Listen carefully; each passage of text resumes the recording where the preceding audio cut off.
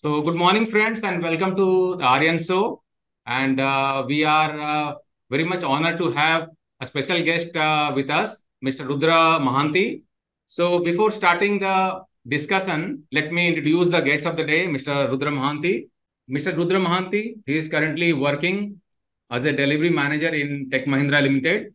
He has almost more than 20 years of industrial experience. He has worked in manufacturing as well as knowledge management field, that is the tech field. And his forte is quality assurance, quality management, project management, and agile way of delivery management in various domains like telecommunication, BFSI, and manufacturing. Prior to Tech Mahindra, he was associated with Amdocs and Citibank, and he is a practitioner of lean agile philosophy using Scrum, Kanban, and scaled agile framework for IT transformation projects and different size of organization in different complexities. He is an agile coaching practitioner also. He has acquired few certifications, which we would request Mr. Rudra Mohanty only to explain later on because certain terminologies are there, which is very exclusive in nature. He has completed his master's in technology from IIT Kharagpur. He is very passionate about reading various books of quality, agile way of working, team bonding, and DevOps. So, welcome, Mr. Mohanty. Thank you, Aryan, for your show. It is a pleasure to be here. So, Mr. Mohanty, you have been working in industry for almost 20 plus years. How was the experience? You worked in manufacturing setup and then you moved on to the IT field. What kind of differences you see in the practices, in kind of approaches in various kinds of management philosophy, both in manufacturing and in IT sector? If you can elaborate a little bit. Yeah, thank you, Aryan, for this question. It is a very excellent question, and when I was in manufacturing organization, it is something like processes are set, and you need to repeat that process and ensure that the quality of the inputs are right or as per the predefined criteria, and processes or process parameters are defined, and then you repeat that particular process with the permitted level of variance, and then get the outcomes or output. Rather, I will say output now. And whatever output you will find, verify those outputs, how it is, whether it is as per required quality or not. And if not, if rework is required, then do the rework. If rework is not possible, then scrap it and again readjust the process and produce the. So that is how it work in the manufacturing working. In the IT industry, when we found the only difference, what I can found is, or I will say the critical one, that in manufacturing, things are quite tangible.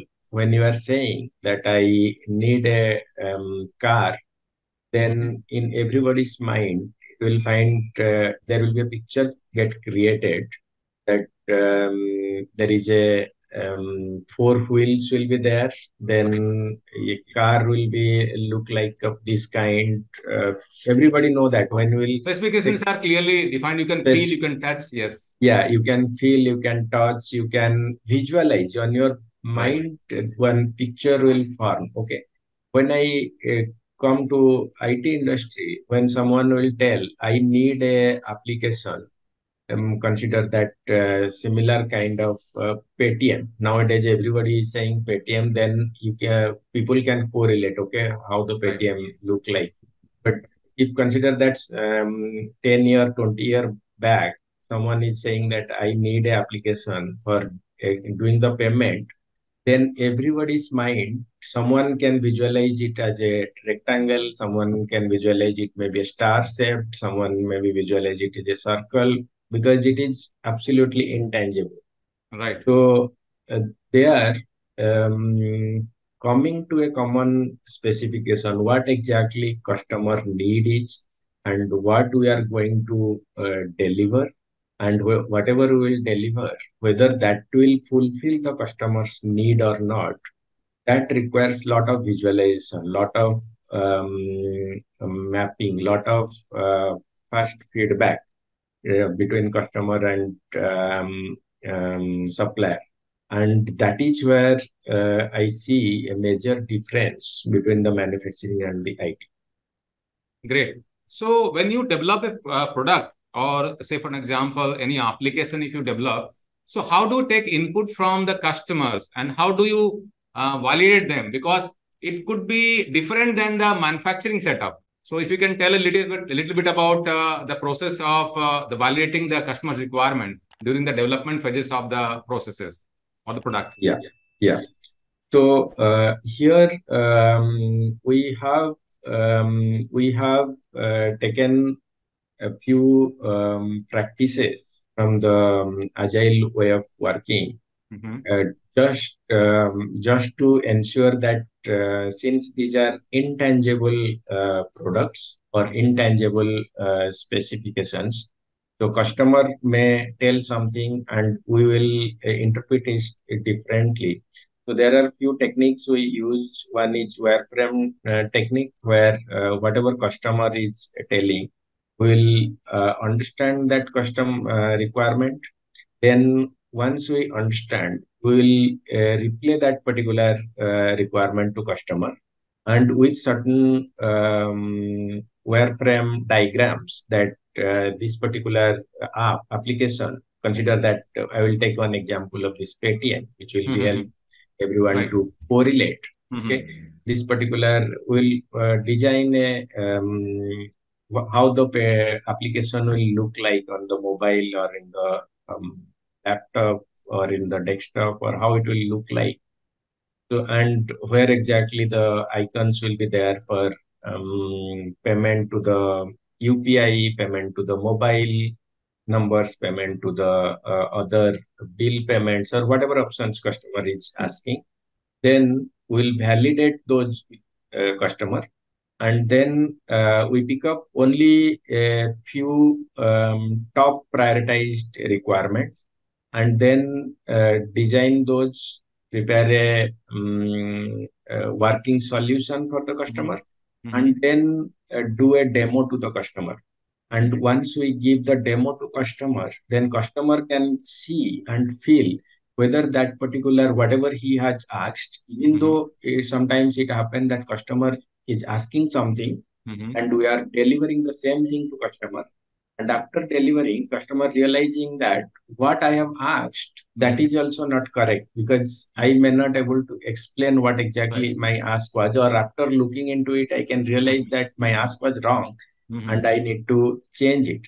And so that is how it comes, that making things in small batches and then taking the feedback faster from the customer, so that customer's expectation and what we are delivering both can stay aligned. So that is how we maintain the alignment between the customer requirement and what we are delivering. Great, great. So thanks for the detailed explanation. You are an expert in the field of Agile also. So if you can tell us something about this particular philosophy or methodology, how this is being used for process enhancement or for any development projects. Yeah. So prior to let's put some focus on why we are doing this particular agile way of development. For that, I will give again take this example of Paytm in between, so that we can correlate that. Okay, and any organization which is going for this kind of transformation or adopting the agile way of working, there is a compelling factor behind it. So we need to first understand that why an organization is going for that particular or moving towards the agile way of working from the traditional way of working. Is it something market is pushing? are they finding that if organization will not move to the agile way of working, they will be outdated in the market? Or is it something that customer mandated this way of working?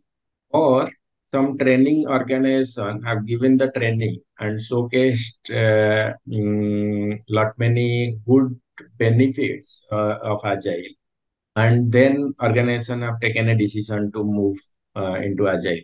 But whatever that tipping point, understanding that tipping point for this transformation is critical, because any change or any transformation cannot happen without having a strong purpose behind it and commitment from the top management to us. So that is how we need to understand. And coming to what exactly this agile philosophy is. So agile is like a I will say philosophy or mindset. Okay, it revolves around four values of agile. The first value is individuals and interaction over processes and tools. Okay. So I will explain it a bit and then proceed further. Sure. So it is the first value, and what it is saying, individuals and interactions over processes and tools. It doesn't mean that the processes and tools are not crucial or not doesn't have any value in the agile way of working. What it is trying to tell, that the solution or the problem, whatever we are trying to resolve, that is for certain people who are going to use, like I will take this example of Paytm. Okay. That people are facing issue in the doing the payment, and everyone want to do the digital payment. And to enable that particular thing, we need application. Okay? And the who is going to design or develop that particular application? It is again people. That means on both the side, peoples are there. So we need to respect the individuals and respect the interaction between them, because that is where we can develop or bridge those gaps, which is already there due to intangible nature of this particular deliverable. Right. So that is the first value. And second value is working software or working solution over the comprehensive documentation. Previously, in traditional way of working, there are a lot of documentation. We have a specification documentation, functional specification documentation, then performance specification documentation, then design documentation. All these documentations are valid. All these documentation have value. But if in agile way of working, the working solution has more value over the comprehensive documentation. I will take one example. If today you are going to buy a mobile phone, or consider this, you are buying a iPhone, and remember that 20 year down the line when you are buying a, or 15 year down the line when you are buying a Nokia phone, that time Nokia phone have very huge, big, thick manual was there. How you will do SMS, how you will do call, how you will do the setting. Right. Now, if you go and buy an iPhone or a Android phone, whatever it may be, you will find the documentation is just one single page, single page document, which is explaining few of the statutory requirement details, and that's all, nothing else. Because customer will open the phone, and if it is working, customer is happy. He is not at all care that what is written in the document. Right. That is one. And third value statement is customer collaboration over contract negotiation. Customer collaboration is very crucial, because what happens when we are working in a situation where customer wants the change with respect to the market demand, with respect to the competition in the market, with respect to changes to the regulatory bodies. The changes are happening very fast.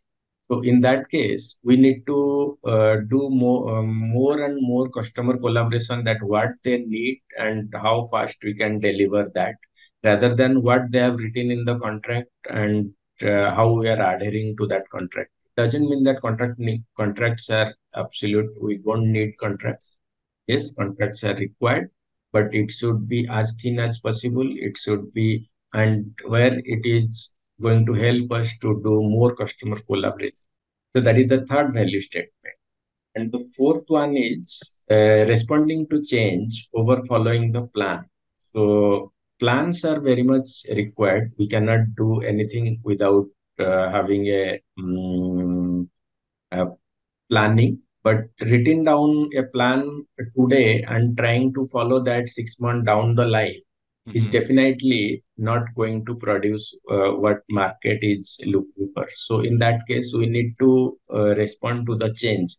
So that is where this particular fourth value is coming into picture, that responding to change over following a plan. So responding to so all these value statements are agile tenets, and over and above each four value statement there are 12 principles around it, and over those 12 principles there are practices which enables these or link to each of these principles and values, and those practices are called as agile practices. Those practices vary from organization to organization, how they are implementing it, but value remains same across the all agile philosophy or mindset. Okay, great, great. Thank you very much for the explanation. So, can you share also some of the insights about DevOps in Agile delivery system? Yeah. So what happens as this particular in part of DevOps, we found that let's understand what is the DevOps is, and in this technology way of working, one is the development team and another one is the operation team. Right. And so DevOps derived from dev from the development and ops from the operation team. Okay. Okay. And as part of development team, it is always to fulfill the market demand, we need to add extra features. We need to keep on adding new features to cater the market need. And at the same time, operation teams, I will say KRA or KPIs are how the system will be stable, and how customer will get the value out of that particular application. Right. And how there should be minimum number of incidents from the system so that operation can run smoothly, their KPIs will be maintained and everything is working. But if you look into another viewpoint, that means it is calling about just maintaining the status quo. And it is difficult in the current age where we are standing currently, that any status quo need to be broken down, because there is a market need is there. Your competitors are putting a lot of new features, and even if you are not running or releasing the new feature on the same pace, then you will be out of business very soon. So we need to industry sense this particular thing, and they found that there has to be a good handshake between the development process and between the operation process, so that we can keep on releasing new practice, new capabilities or functionality to the market. At the same time, we can maintain the operation KPIs, you can maintain the customer satisfaction, we can maintain the NPR score, everything can be maintained. So this DevOps is set of, I will say, engineering practices and set of processes, which as well as changing the mindset of the people, so that we can deliver the right value to the customer at right time and within a sustainable or at a sustainable pace. So my next question would be, if a company wants to adopt the agile way of transformation or agile way of working, why at all they should be following these practices? What are the benefits anybody can achieve? And what are the constraints or challenges they are going to face? Okay. I will say it is a very excellent question, very practical question, because any change, it is everybody knows that change is constant, change Right, has to happen, we need to right, change is inevitable. The moment change will come, then they will hmm, start resisting it. right, So that is the first natural response to change is resist. Okay. yes, Now question is why we should shift to agile, or why an organization will do agile way of working. that's a typical mindset of people in any organization, whether it is manufacturing or service organization. Everyone wants to follow the traditional norms. Yes, sir. Exactly. Please. Yeah. Yes, please proceed. Correct. Absolutely. So that is the status quo. Everyone maintain the status quo. They Hmm. were happy, and they knows that what is happening and how we should do the things. Then why to change it? Yes. In this question, I would like to take one small example. What Hmm. I means, what are the things improved, and what was the previously how the organization was doing, and after implementing this agile, how the things are improved, so that people can correlate, and you Right. can correlate how the things have happened. So I was involved in one of the tech transformation project for a telecom organization in UK. Hmm. And initially, when we did due diligence for that particular organization, what we found that they managed to deliver only 7 releases per a year. That means only 7 release or 7 times in a year they can send or release new capabilities to market. Okay. And then we did further study. What we found, the lead time, that is, or you can say time to market, was almost 26 weeks. That means if customer or they will sense a market requirement and put it in their development life cycle, the moment they will pick up the development and start the development, and the moment they will release it into production or to market, the duration between these two points are 26 weeks. That means a lot of lead time, lot of non-value added activities are happening in lean. I will say lot many waste is going into it in terms of waiting, in terms of approval, or whatever it may be. Hmm. Okay. And since there is parallel releases are going on, that is why I said that it is they managed to deliver 7 releases per year. Hmm. And by doing these parallel releases, we found that team on ground are very much switching or doing the task switching in between the releases.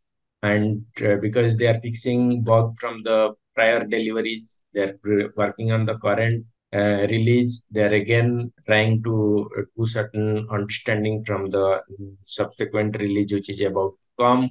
So all these task switching are leading to their shift in their focus, and which is again adding to the delays. And in addition to delay, it is adding to the impacting the quality also. Right. And the employee satisfaction drops. Then we found that over a period of time, customer churnout is happening. So all these are problem statement what I mentioned. Hmm. Okay. And after that, doing this particular due diligence and study, and what we found, these are the current situation.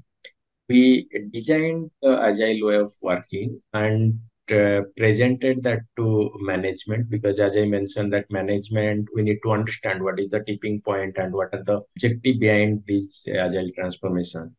And what we have proposed, and rather I will say what we have achieved, we have achieved that lead time to 3 weeks, Hmm.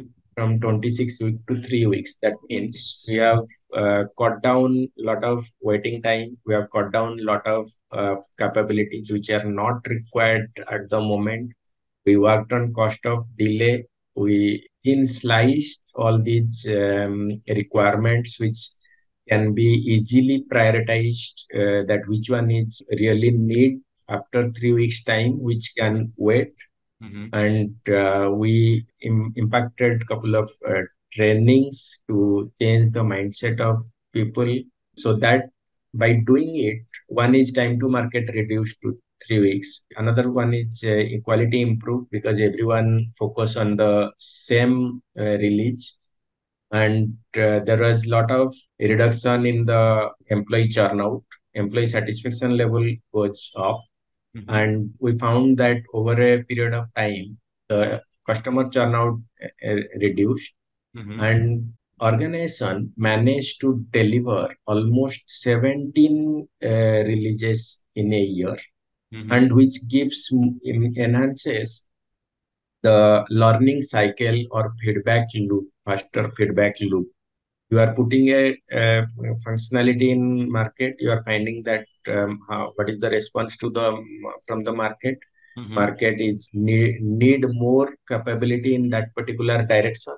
If not, no need to invest your value around that, explore new area, or wherever you are getting that market is giving more feedback or giving more value to that one particular capability, then you develop around those. So that is the faster feedback side. Now, a question on your transition from the manufacturing to the service sector. So, what kind of challenges you have faced when you move from the manufacturing to the service sector?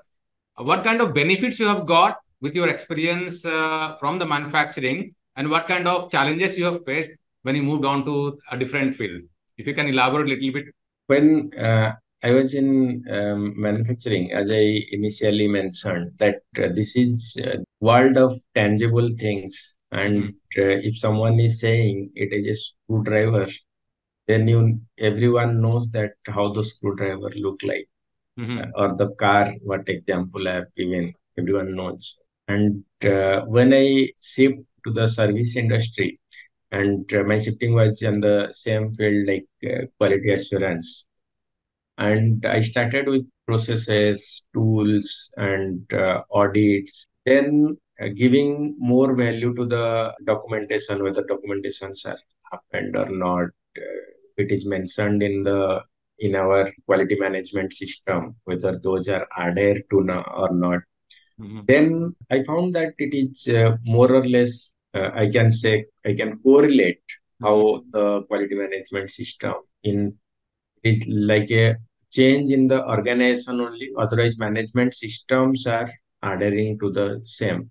And later on, when I come into this lean agile way of working, and there I found that there is a absolute shift in the mindset, absolute shift in the way of working, and the four values of agile, what I have mentioned to you, that has, I will say, completely changed how we are doing the delivery previously and how we should do it now, and why we should do it now in this way, not on the other way of working. There, a lot of learning was there, and rather than lot of learning, I will say I unlearn lot many things, and then learn new techniques, and which helped me to move further. And as part of new learnings, I understood that the value of faster feedback. No, every industry know that faster feedback. Only thing is that in manufacturing nowadays, how it is going, I am not very much associated with that. How they're sensing the faster feedback, but in IT industry, we have that opportunity to get the feedback from the customer as soon as like today you give a requirement, and we'll slice it, and if our processes are very streamlined, within a week's time you can get, or other organizations are doing it as fast as in a day's time. So that is something what is a drastic change. And in manufacturing, it is, as I mentioned, that machines are there, and they will, once the parameter you set and you are not changing it. If I take for a moment that I don't know what is bias, I don't know what is error and all these things, then I will consider that machine will behave the way they are behaving, and every time they will produce the same result. Whereas here we have people, and you know how complex it is, and every day people will come to their work with a different mindset, or I will not, even though I will not use a mindset, with a different mood. But as we don't know what has happened at their personal life, what have happened to their professional life. And here we need to not only get the compliance from the people, we need to engage them in such a manner that they will commit to their work, and they will stay engaged in their work, and they will feel pride what they are delivering. Okay.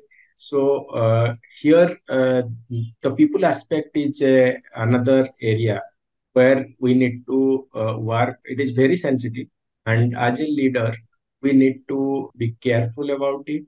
We need to learn a few skills to deal with them, and need to learn few skills to engage them. And definitely, the lip service is not going to help here. Here we need to mm, show that, or to see how people are behaving. You need to model your behavior so that they can see you as a role model, and they can act like you. If you are not trustworthy, you are not you are just giving the lip service, then it is definitely not.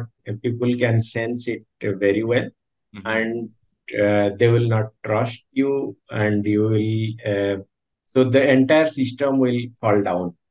Right. So that is the key difference. Okay. Great, great. So you also spoke about learning and unlearning. So how do you keep yourself updated with the latest trends and the practices of the industry? What exactly you do? So thank you, Aryan, for this question. It is a very valid question, and I love to answer this particular question. So during this particular COVID-19 timeline, um, I inculcate one habit, that is daily 1 hour of study, whatever it may be. And study is not like you browse some topic and then read it from the internet, but there are in this field of Agile or Lean, there are dedicated sites like scrum.org.com, which is where many of the Agile coaches are putting down their white papers on various topics. And there is a scaled Agile framework is there for this safe methodology or safe framework. I will correct myself. And it is a huge, I will say, huge set of detail regarding the Lean Agile way of working, be it mindset, be it design thinking, be it Kanban, or you pick up any topic, that is number one. And the best part of it is they are correlating how it can be applied across the organization to give most benefits. So every day 1 hour of study, and keeping e-books handy with you wherever you can get some time to that. So that is something which helped me to keep myself up to date with them. Great. So I think you are spending a good amount of time for self-learning. Now, in your kind of environment, balancing personal life and professional life is also very much critical, because working with clients like European clients or from other countries, time could be different. So how do you manage that, and how do you spend time with your family members? Yeah, thank you. So European clients, and what I mentioned, they're in this agile way of working. The human touch is very critical, and I will say European clients are very they gives value to this personal life and professional life and need of each Mm-hmm. in others' success. Mm-hmm. So one need to be happy on the personal front, or I will say must be doing good in the personal front to do good Mm-hmm. in professional front, and Right. other vice Right. versa is Right. also Right. true.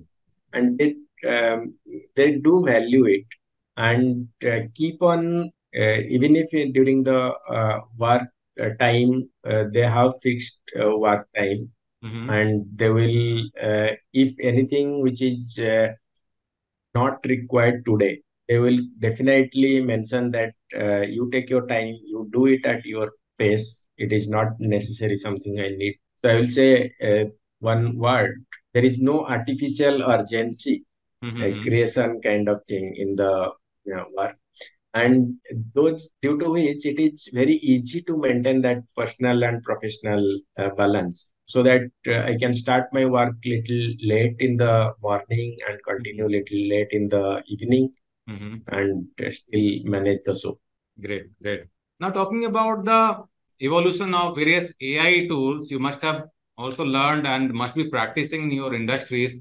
What kind of challenges you face, or you feel like the industry is going to face, and or is it a boon for the industry? What is your take on that? Yeah, thank you, Aryan, for this question. It is very, I will say, everyone is revolving around AI, that how it is going to disrupt the entire this thing, entire ecosystem.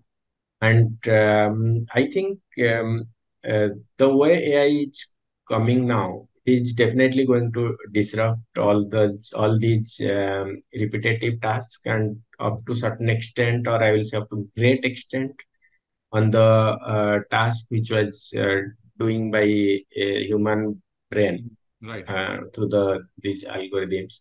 And but only thing is that one need to stay aligned to these AI tools, and we need to learn how those AI tools can be utilized in our life and the whatever we are doing, so that, because as I mentioned, it is a human centered industry. We need to understand what exactly the need of the human, and another human is going to fulfill that.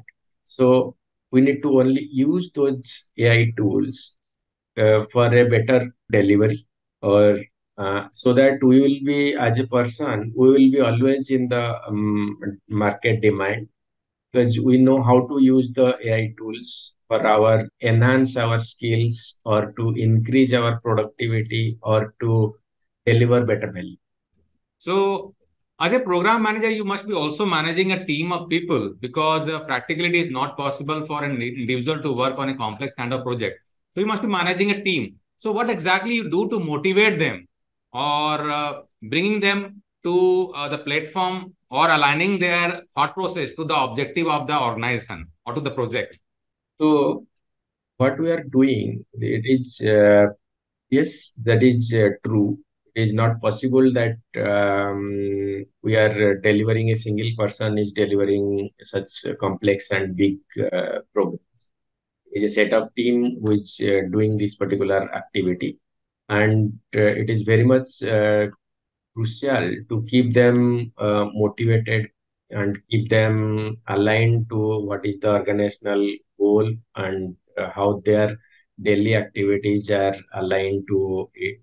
So what happens, as I mentioned previously, that in the team, it is set of individual, set of people, and Mhm. every day, and peoples are complex. They have their own thought, and every day it is changing, and we need to align it. So every team, I would like to give you one model, that Tuckman model, which is uh, talking about how the teams are getting formed from the forming, norming, storming, and Mhm. performing and adjourning kind of Mhm. thing. So team any new team or whenever any new team member is getting added to that, then team will again come back to the forming stage or norming Right. stage. Mm-hmm. Then they will again keep on moving to the performing and adjourning stage. So to do that, as a leader, we need to first thing first is we should have a good listening skill, so Mm-hmm. that we need to listen to them. When I'm saying listening, it is not that we are just waiting that Mm-hmm. somebody who is talking, you will finish, and then I will start talking about it or answer to him.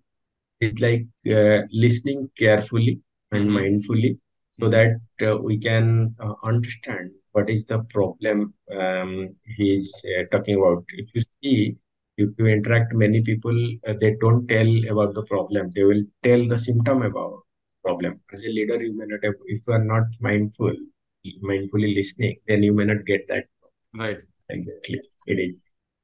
Second part is probing, asking probing questions to them, so that they will, you can reach the right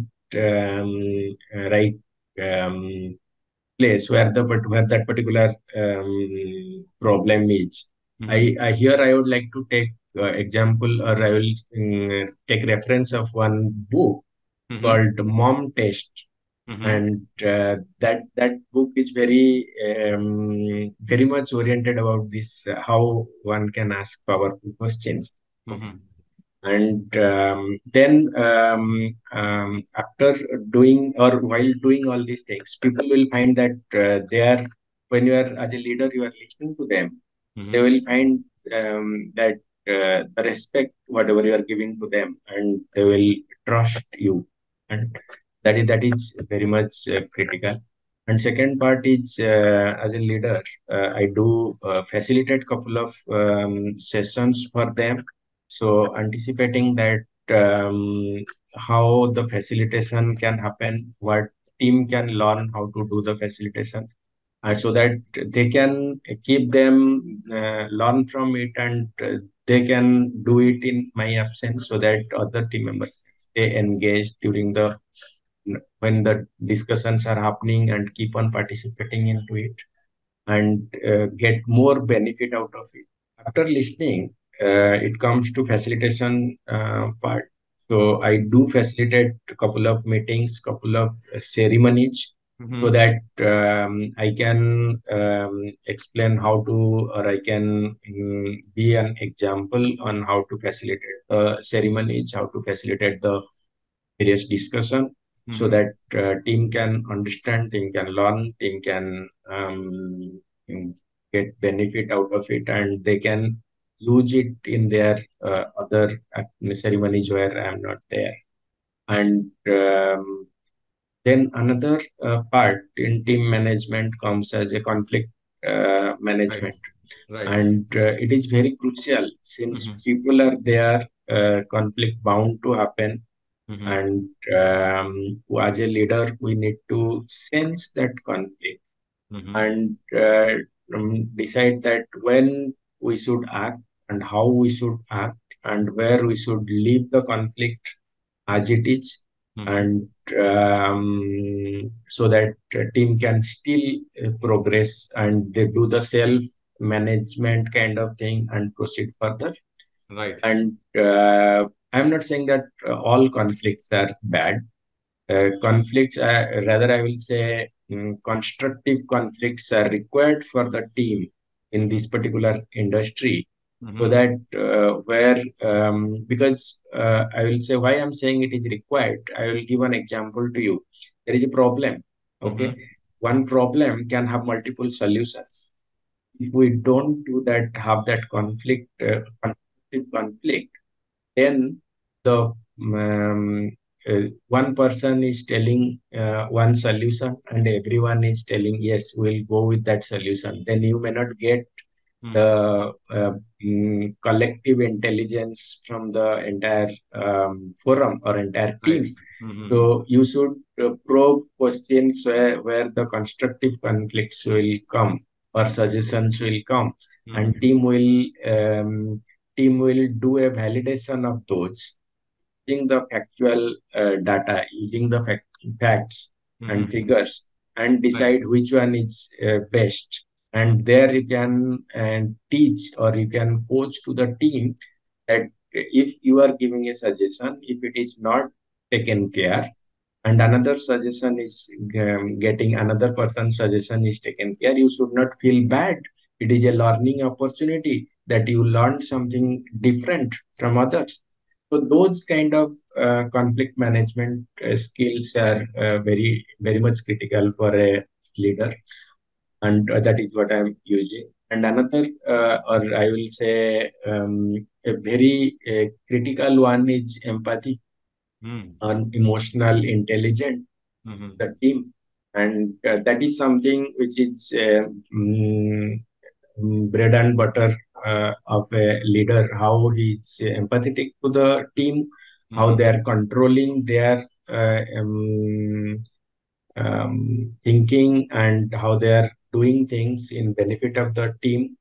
And uh, another crucial factor is coming out of command and control mechanism of previous traditional way of project management to servant leadership kind of skill, where you are not leading the team from the front, whereas you are leading the team from the center.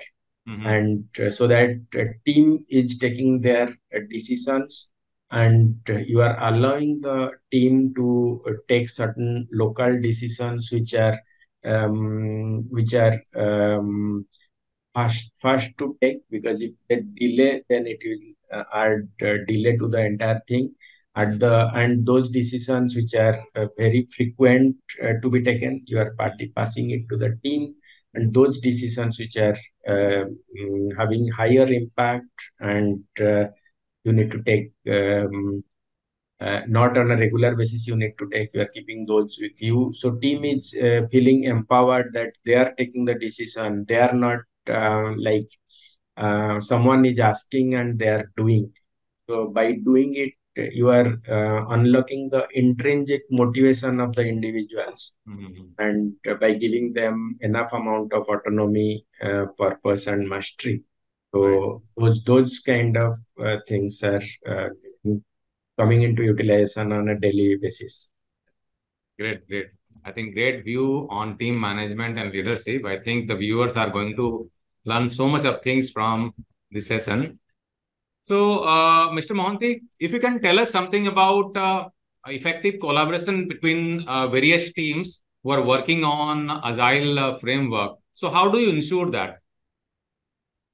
Yeah, thank you, Aryan, for this question, because collaboration and communication are key to agile way of working. And this is so I will say this question is very relevant to the agile way of working. And for any agile project to be success, the collaboration, the self-organized team, the self-managed team are key for success of this. And collaboration doesn't come without right amount of coaching to the team, because for that all these coachings are required. In my previous one of my previous answer or response, I do mention regarding the Tuckman's model. So every team pass through that particular phases, and certain team pass faster, certain team take time to move, but they keep on moving. And once team reach at performing or adjourning stage, then only they will start um, uh, delivering the right amount of value. So we follow a couple of best practices for collaboration. So I would like to add a few of them. Mm-hmm. here, a few of those here. Mm-hmm. One is peer appreciation. One part is management appreciation, where or manager appreciation, where manager will come and take out time, Mm-hmm. then appreciate to the particular team member. Okay. Right. Over a period of time, we found that if one person manager is appreciating to one person, then the another three people are feeling that, am I not doing good? Shouldn't I get the appreciation? He is Mm-hmm. appreciating or she is appreciating only to this guy. Okay. Mm-hmm. So sometime I feel, is the management or manager appreciation is good for team or it is bad for team? Mm-hmm. Because when I see, when I keep on reading various articles, I can feel, I can sense those kind of things. Then Mm-hmm. I somewhere I read the peer appreciation, Mm-hmm. and in fact, we tried that in our team, Mm-hmm. because if peers are working with each other and they Mm-hmm. are appreciating with each other, it Mm-hmm. gives lot of collaboration, and Right. you know that things appreciated, things repeated. So Mm-hmm. one person will appreciate, and we made a small format kind of thing. You can give kudos, you can give appreciation, but do mention that what for and how you benefited out of it. Because by doing it, it is giving two ways. One is that person is going to repeat the thing for which get appreciated, and rest of the team will come to know what good he or she is doing. If they are facing some issue, they can go to that particular person, issue get resolved faster. And the second, it will inspire to the rest of the team what best they can do, so that another person can appreciate them. So it is very, I will say, a contagious thing, but Mm-hmm. it helped a lot Right. in the collaboration. Yes. Yes. Another thing we do called pair programming. Mm-hmm. So where one person will be a navigator in the thing, and another person is a driver seat kind of thing. If I take you to the Formula One Mm-hmm. driving, Racing. Yes. then yeah, race, Formula One race. Uh-huh. Then it is like putting two brains, uh, four eyes, Mm-hmm. and or I will say two mind, four eyes into the work. So Mm-hmm. where it will happen that one person is doing the coding, another person is reviewing it. Immediately it is getting reviewed. Both the brains are working together, and they're producing better result. And over a period of time, you will find that a lot of collaboration is happening between them. Yes. Yes. Yes. Yes. And another one is set up the we have set up Center of Community of Practices, Mm-hmm. SCOPs, Mm-hmm. and where we are saying that people from various people are working in various teams. Yes, Mm-hmm. we are huge team of I will say 100 teams are working together, and they need to come together and work with each other on their common interest. So this Mm-hmm. community of practices consider that somebody is interested in .NET technology, Mm-hmm. and so he or she we are giving a weekly 1 hour time or 30 minutes time, when they can come, they can discuss, they can discuss their problems, and another person will provide a solution, or someone will come with a new idea, can explain to others. So those kind of things are helping in Right. collaboration and knowledge sharing. Mm-hmm. And then one more thing is there on the conflict handling part, I already mentioned to you. Then next thing is skill marketing gamification. Okay, Mm-hmm. it is a technique what we use for the new teams Mm-hmm. to collaborate, so that what happens, we give around 20 minutes time to each Mm-hmm. team, Mm-hmm. and give a plain A4 size paper and pen Mm-hmm. to draw